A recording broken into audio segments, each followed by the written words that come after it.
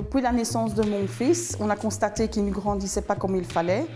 À l'âge de 4 ans, j'ai été voir des spécialistes comme des cardiologues, un neuropédiatre. Et de là, le médecin m'a conseillé de demander un droit d'allocation familiale majoré. La psychologue de ma fille m'a demandé si j'avais les allocations familiales majorées. J'ai répondu que non.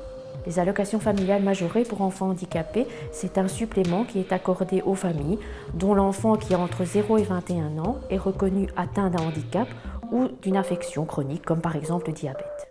La psychologue m'a aidée pour le premier contact vers la caisse d'allocation familiale.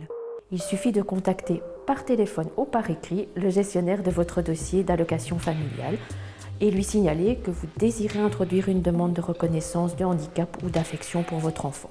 Celui-ci se chargera ensuite de transmettre cette demande auprès du SPF Sécurité sociale. Une fois que le SPF est averti d'une demande de reconnaissance médicale, nous informons les parents et nous leur demandons de remplir un questionnaire en ligne. Les parents peuvent prendre contact avec les assistants sociaux du SPF sans aucun souci. Et nous ne demandons aucun document lors de l'introduction de la demande. Nous prendrons contact ensuite, après l'envoi du questionnaire, directement avec le médecin pour obtenir les informations complémentaires.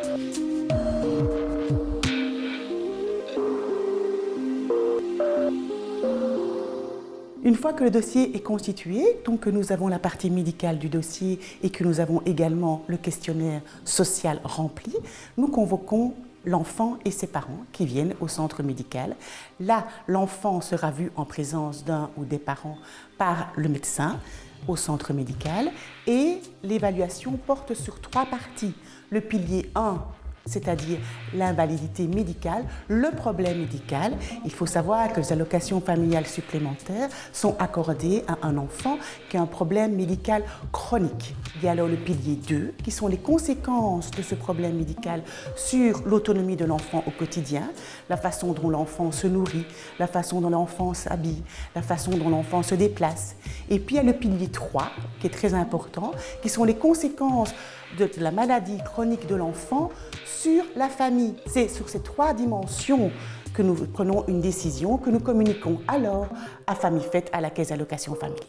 Le SPF Sécurité sociale nous transmet la décision de reconnaissance. Sur base de celle-ci, la caisse d'allocation familiale détermine le montant qui peut être octroyé et cette décision vous est communiquée. 3 semaines après, j'ai reçu un courrier qui me disait le total des points de mon fils.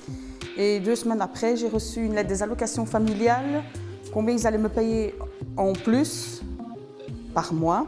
Et ça m'est bien utile pour les hôpitaux, pour la santé de mon fils.